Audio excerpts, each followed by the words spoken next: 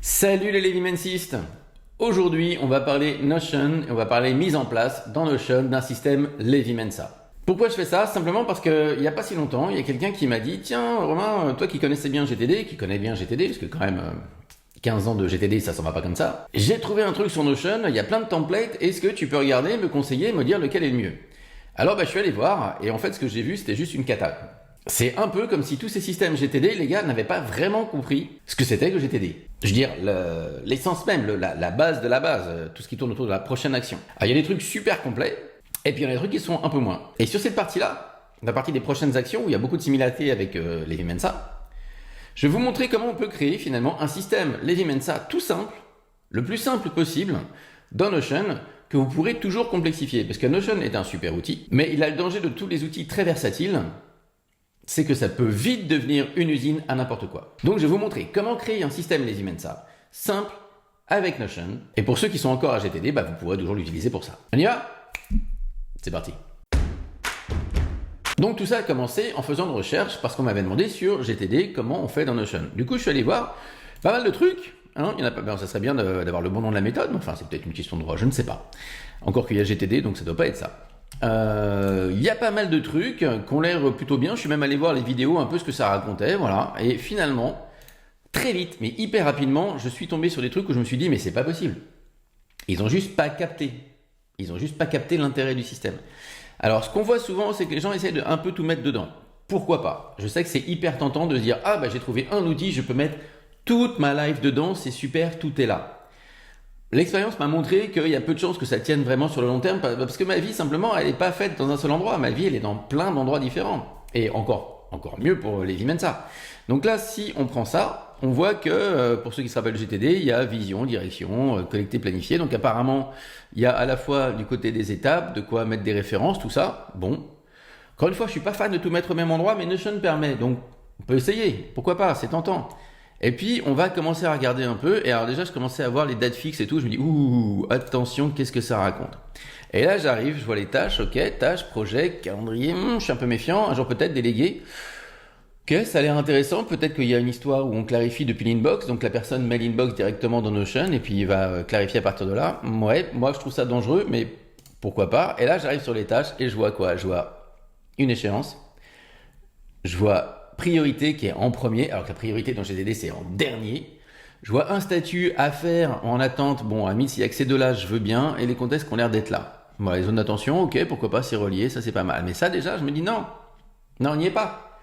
Il faut pas fonctionner à partir de date, c'est pas ça l'idée. C'est pas la priorité non plus qui doit dicter ce que j'ai à faire. Du moins, pas sans tenir compte des circonstances. Et c'est encore pareil dans les Levi-Mensa. Et là, j'ai mes projets avec mes statuts, priorité, on les retrouve, limite au niveau des projets. Pourquoi pas. L'énergie pour un projet, je vois pas l'intérêt, mais bon, why not? Et même, je suis allé voir donc aussi sur le web, qu'est-ce qu'on nous propose? Et bang, dès qu'on arrive aux actions, on retrouve les vieux réflexes qui ne fonctionnent pas bien, qui font que du coup, ça va foirer. On a l'histoire des dates, on a l'histoire des priorités. Alors là, on n'a même pas l'histoire des contextes, je crois, non, je les vois même pas, voilà. Du coup, voilà, c'est pas ouf. Un troisième pour voir ici. Boum, qu'est-ce qu'on retrouve? Donc, contexte, ça c'est bien. Statut. Je vois pas l'intérêt du statut non plus. On pourrait dire, pending, c'est peut-être soit en attente. Sauf que si on regarde bien, le en attente, on le retrouve ici. Donc, le en attente qui est pending, je vois pas bien l'intérêt non plus. Avoir un truc completed, pourquoi pas. Mais là, une coche fait ou pas fait, ça me suffit. Date de création, dernière modif, pourquoi pas, éventuellement. Et puis, à quel projet ça appartient? Ouais, ça peut être intéressant. Voilà. Mais, à chaque fois, il y a des trucs. Et puis, je vois qu'il y a les appointments ici. Franchement, les rendez-vous, les réunions, c'est dans un calendrier que ça va. C'est dans un agenda. Alors peut-être que Notion, vous allez pouvoir vous mettre votre vue calendrier. D'ailleurs, ça serait mieux d'avoir en vue calendrier parce que là, au moins, voilà, c'est un calendrier. Vous voyez? Donc si ça dépend du temps, ok, calendrier, je veux bien. Mais dans une vue calendrier, quoi. Une vue liste, bon, ouais, éventuellement, pourquoi pas. Mais cette histoire de, voilà, prochaine action et tout. Donc voilà, c'est peut-être celui-là que j'ai trouvé qui était le plus approchant de ce que ça devrait être au plus simple. Donc ce que je vous propose, c'est qu'on voit ensemble comment on va construire ça. Et donc on va passer direct sur Notion. Donc dans Notion, on va faire un truc hyper simple. Ce que je veux, c'est que ça soit tellement simple que ça soit facile à utiliser, que ça aille pas trop loin, que vous puissiez après éventuellement complexifier. Du coup, j'ai mis, on l'a vu, mes rôles, mes projets, mes actions. J'ai aussi mis les références pour ceux qui aiment bien tout mettre au même endroit. Et comme Notion permet de mettre tout un tas de trucs, etc., ça peut être intéressant, pourquoi pas. Et puis j'ai une page de prochaine action qui va être en fait mon tableau de bord. Mon tableau de bord, c'est-à-dire que la plupart du temps, je ne vais pas aller là-dedans pour savoir quoi faire, je vais vraiment prendre mes prochaines actions et taffer à partir de là. Alors comment on va créer ça? Donc je vais vous le recréer, d'accord, sur le côté, on va voir exactement comment faire. On va créer des bases de données. Donc voilà, on va partir de cette page-là. Je vais refaire la même chose, mais je vais le faire avec vous pour que vous voyez un peu comment ça s'est fait. Donc je vais descendre un petit peu pour me laisser de la place. Et je vais juste mettre un petit 2 pour différencier ceux que j'ai créés de ceux que je vais créer maintenant, parce qu'on va voir que quand je vais faire des relations, sinon je ne vais pas m'y retrouver. Donc on va dire, ok, je commence, et je vais commencer par aller chercher les bases de données. Donc base de données, pour vous en français, ça va être base de données, et vous allez aller chercher base de données pleine page. Si vous êtes en anglais comme moi, c'est database full page. Voilà. Vous allez chercher ça, et ça, celle-là, vous l'appelez. La première qu'on va créer, c'est sur les rôles. Boum, ils sont là. Les rôles, franchement, j'ai pas grand chose à mettre dedans. Vous voyez, là, il y a le nom, on va dire nom du rôle, très bien et tout. Je peux avoir envie de mettre des choses. On a vu que les rôles, ils avaient aussi une vision. La vision, donc du coup, je vais mettre ça en texte. Et puis, je peux mettre aussi, après, je fais des relations vers tout ce qui est projet, etc. Donc, ça peut être pas mal. Si j'ai envie de me mettre un petit peu de détails, des notes diverses sur le rôle, ou pourquoi pas, après tout, je fais ce que je veux. Je suis un grand garçon. Et donc, j'ai dit que je l'appelais 2. Voilà, ça, c'est ma base des rôles. Ok, je reviens devant. Donc maintenant, je vais créer ma base de données des résultats souhaités. Donc pareil, hop là, pardon. Database full page et pour vous, base de données pleine page. Je vais donc appeler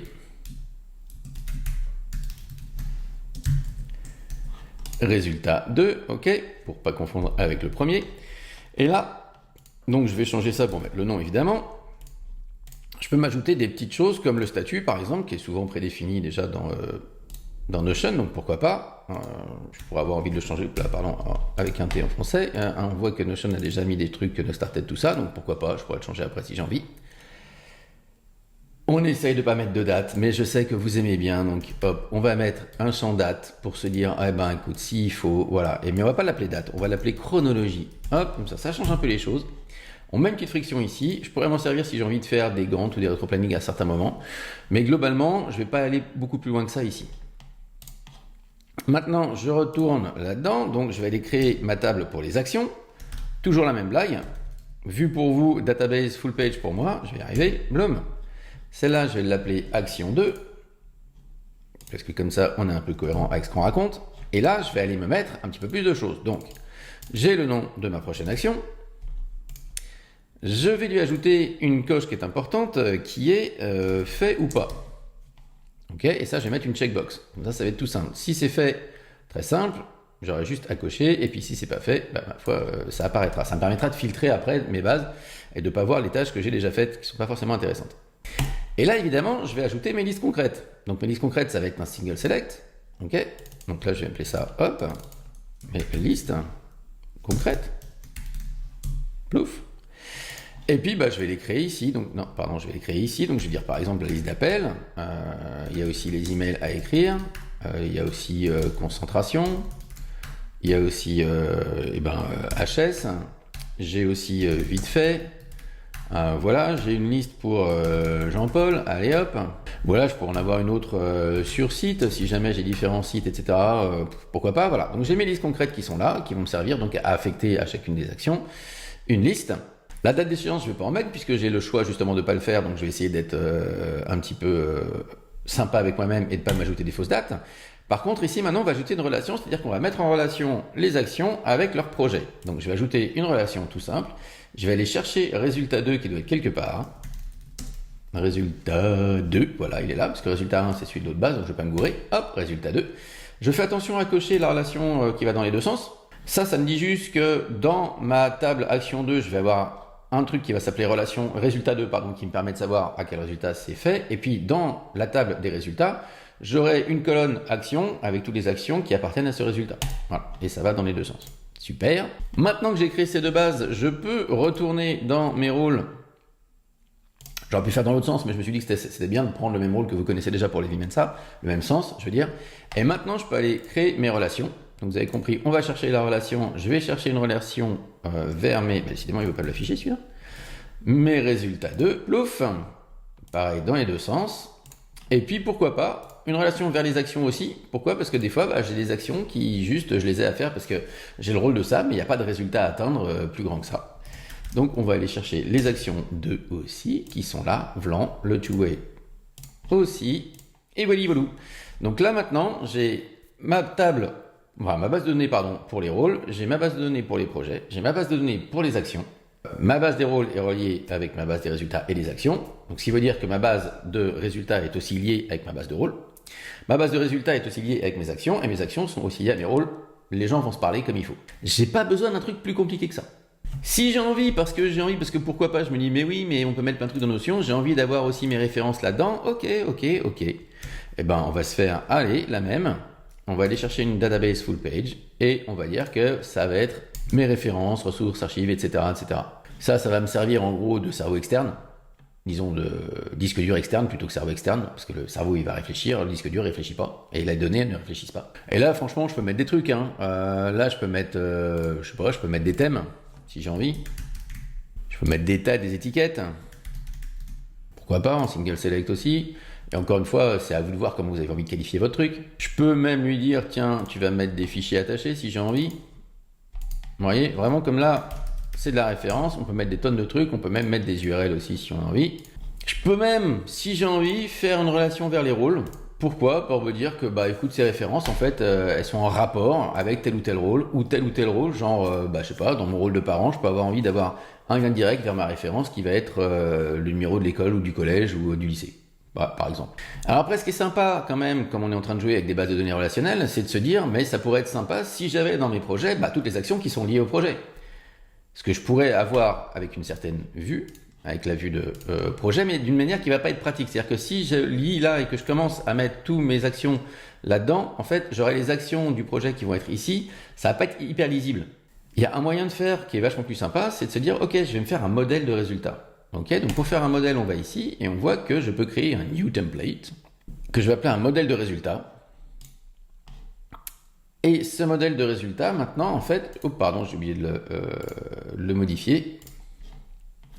Ça va être sympa parce qu'on va pouvoir mettre notre cartographie de résultats dedans si on a envie. Et du coup, ça me permettra d'avoir à un endroit tous les résultats que je cherche à atteindre avec la cartographie, c'est-à-dire avec toutes les réflexions que j'ai eues ou des liens vers ces réflexions-là. Si jamais, par exemple, je fais ma carte mentale dans Miro, je me mets un lien ici vers le Miro et comme ça, je sais que j'ai le lien au même endroit. Et je peux mettre ici du fichier, du truc, je peux vraiment mettre plein de trucs, mettre des commentaires, enfin voilà, c'est vraiment... Il n'y a pas vraiment de limite, quoi. Et donc, pour faire ça, je vais aller ici, je vais aller me chercher un titre. Donc, en anglais, c'est le heading. Je vais dire, le titre, c'est la carte des résultats, voilà. Et ici, je vais faire, pourquoi pas, c'est là où je pourrais même mettre le but. Vous vous rappelez, hein, hop, le but, pourquoi je fais le bidule, les règles du jeu, le succès spectaculaire. Je pourrais faire ça en heading aussi, hein, ce serait plus propre, quoi. Et après, je vais faire, pourquoi pas, tiens, je vais faire en heading, allez hop, je vais faire, allez, en 3, ça doit suffire, mon idéation, elle va être ici. Pourquoi pas, je vais aller chercher après mon idéation, ce qu'on a, c'est la planification, d'accord, c'est la mise en ordre du bazar. Ok, donc j'ai tout là-dedans. Et le truc sympa, c'est qu'ici, je vais aller m'ajouter les actions. Et pour faire ça, je vais utiliser une vue. Je vais utiliser une vue, c'est-à-dire que je vais demander d'aller chercher dans la base de données des actions, toutes les actions qui correspondent à ce projet-là pour me les mettre ensemble. Et je vais aller chercher ça. Une vue liée à une source de données. Je ne sais pas trop quelle est la traduction en français, mais ça doit être un truc dans ce genre-là. Donc c'est ça que je vais aller chercher. Et je vais lui dire qu'est-ce que je veux ici. Je suis dans les projets, ce qui m'intéresse, c'est d'avoir les actions. Les actions du projet.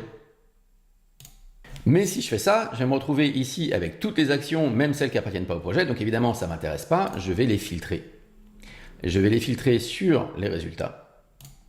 Donc là, évidemment, je mets modèle de résultat. D'accord? Ça veut dire qu'il va aller se chercher lui-même, il va aller chercher les actions qui s'appartiennent à lui-même. Donc, quand je vais créer un nouveau projet, il va prendre le nom du nouveau projet et il va aller chercher les actions qui sont affectées à ce nouveau projet seulement. Je n'aurai pas toutes les actions de tous mes projets. Assez pratique. Comme ça, j'ai en un seul endroit, et je sais que plein de gens vont aimer ça, ma carto complète avec pourquoi je fais le truc, quelles sont les règles de conduite, quel est le succès spectaculaire, l'idéation, la planification, je peux mettre vraiment tout ce que je veux. Et tout en dessous, toutes les actions à mener, pourquoi pas, donc ça fait partie de la planification, dont certaines que je pourrais identifier comme des prochaines actions derrière. Je vais revenir un petit peu plus loin. Donc pour vérifier si ça marche, on va s'en faire un. Alors attention, il faut penser à une chose, c'est mettre le nouveau qu'on a créé en modèle par défaut. Ok.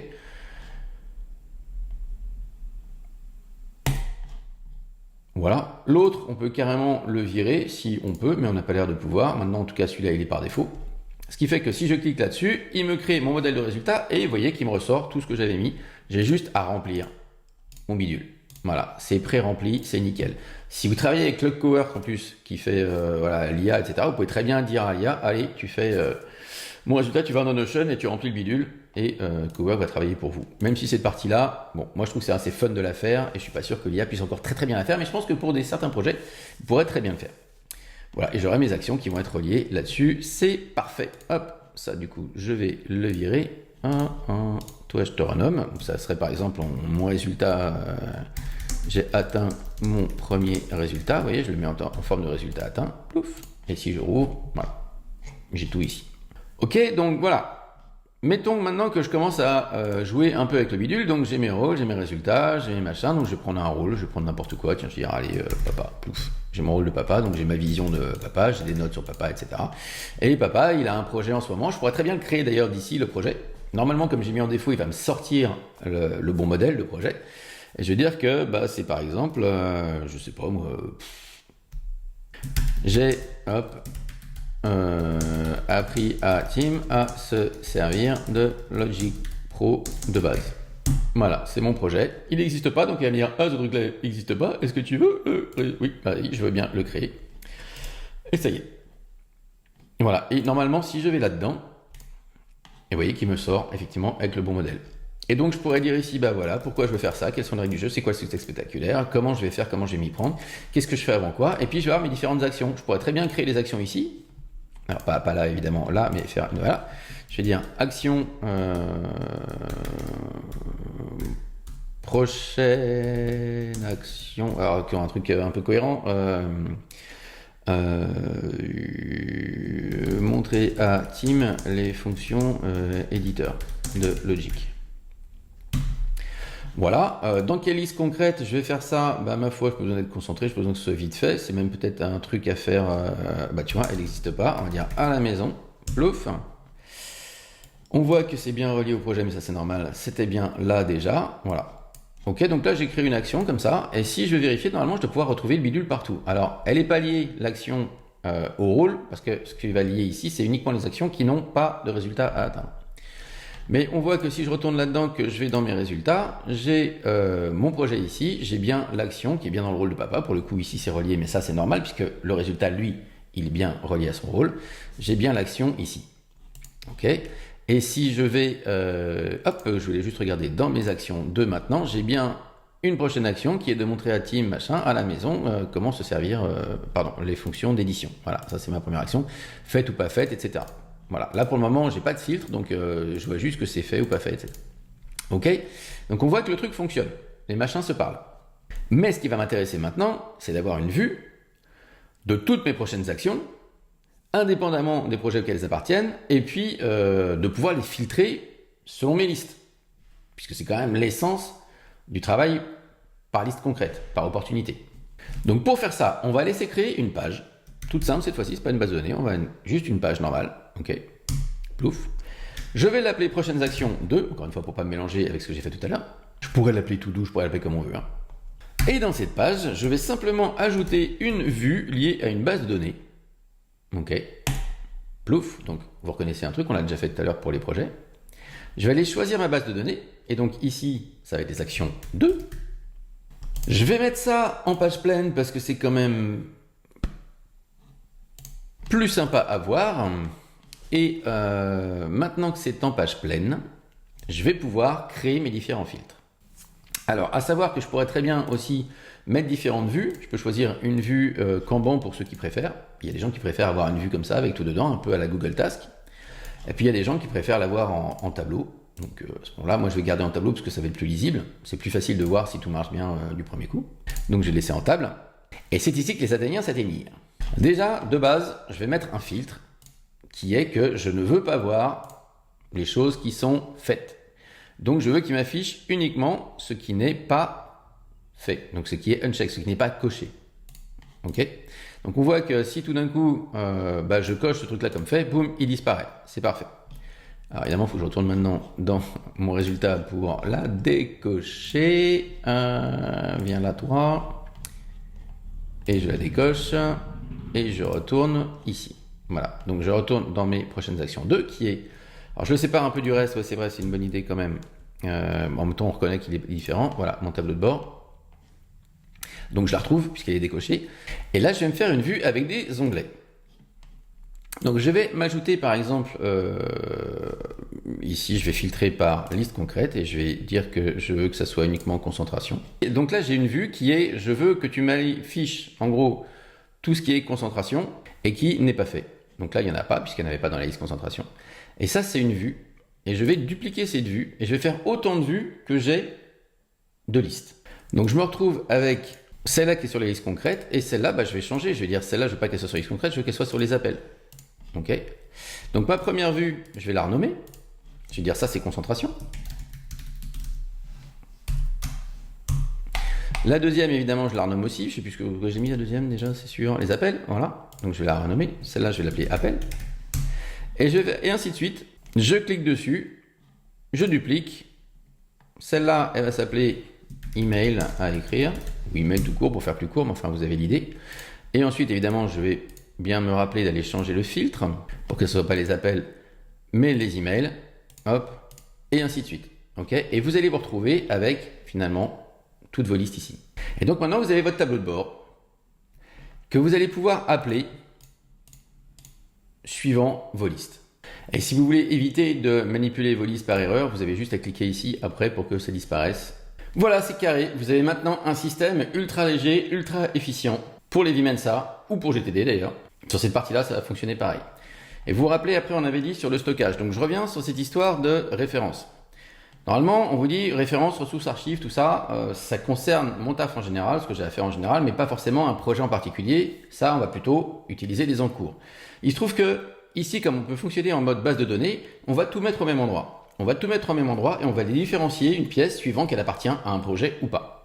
Donc, pour ça, ça veut dire quoi? Ça veut dire qu'il va falloir qu'on relie évidemment la référence au projet. Donc je vais dans mes références, je vois que j'ai le nom, tiens je vais pas changer ça, hop, j'ai le nom alors, du fichier de la référence de ce qu'on veut, j'ai mis les thèmes, les étiquettes, ce qu'on veut, etc., les fichiers liens internet. J'avais fait un lien vers les rôles parce que j'avais dit il y a des choses, j'ai besoin de savoir peut-être que ça appartient à un de mes rôles. Et bien là on va aussi faire un lien vers les résultats. Hop, une relation, je vais chercher mes résultats 2 pour pas me gourer, plouf, je fais ça. Et maintenant ça va s'afficher des deux côtés. Notez que pour les rôles, c'est pas forcément nécessaire. Je sais plus ce que j'avais mis. J'avais dû mettre des deux côtés parce que par défaut, je le fais tout le temps. Mais je peux très bien l'enlever. C'est pas dérangeant. Ça veut juste dire ça que dans mes rôles, j'aurai pas de lien vers mes références. Voilà. Je peux décider de le mettre ou pas. Après tout, c'est vous qui voyez. Donc on avait vu dans les projets tout à l'heure que si je fais un lien vers mes prochaines actions, du coup, je vais avoir dans la page de mon projet toutes les actions liées à ce projet. Ça peut être sympa de faire pareil avec la doc. Pour se dire, tous les documents qui sont liés à ce projet, ils vont être liés dans le projet lui-même. Donc on va aller modifier notre modèle ici. Et je vais lui dire, ok, tu m'as fait ça pour les prochaines actions, c'est très très bien. Voilà. Mais je veux aussi avoir ça maintenant. Je veux aussi une vue liée, une vue liée à une base de données. Et cette fois-ci, je vais aller chercher les ressources que j'ai mis dans le deuxième. Voilà. Plouf.